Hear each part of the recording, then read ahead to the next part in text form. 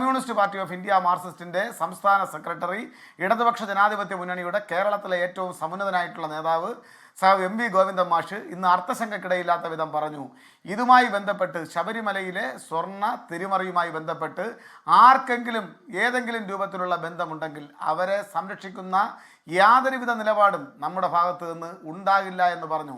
അതിനപ്പുറം നിങ്ങൾക്ക് എന്താണ് കേൾക്കേണ്ടത്? എന്താണ് നിങ്ങൾ കേൾക്കാൻ ആഗ്രഹിക്കുന്നത്?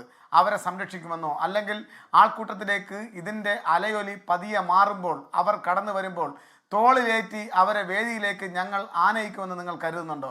അങ്ങനെ ഒരു പാരമ്പര്യം കോൺഗ്രസിനെ പോലെയോ മറ്റ് വലതുപക്ഷ രാഷ്ട്രീയ പ്രസ്ഥാനങ്ങളെ പോലെയുള്ളൊരു പാരമ്പര്യം, വെറും വൃത്തികെട്ട പാരമ്പര്യം കമ്മ്യൂണിസ്റ്റ് പാർട്ടിക്ക് ഇല്ല എന്ന് തന്നെ കരുതിക്കോളൂ.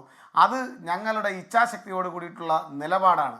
ഞങ്ങൾ ആദ്യമേ പറഞ്ഞു, അന്വേഷണം നടക്കട്ടെ. ഹൈക്കോടതിയുടെ ബഹുമാനപ്പെട്ട ദേവസ്വം ബെഞ്ചിൻ്റെ മേൽനോട്ടത്തിൽ നടക്കുന്ന, നിർദ്ദേശാനുസരണം നടക്കുന്ന ഈ അന്വേഷണത്തിൽ ഒരിക്കലും ഇടപെടാനോ ഏതെങ്കിലും രൂപത്തിൽ അതിനകത്ത് മറ്റേതെങ്കിലും രൂപത്തിൽ ഇടപെടാനോ സ്വാധീനിക്കാനോ സർക്കാരോ സർക്കാരിൻ്റെ ഭാഗമായോ ആരും തന്നെ ശ്രമിച്ചിട്ടില്ല എന്നുള്ളത് വസ്തുതയാണ്. ഇനി ഏതൊക്കെ രൂപത്തിൽ, ആദ്യം പറഞ്ഞത് എന്താണ്?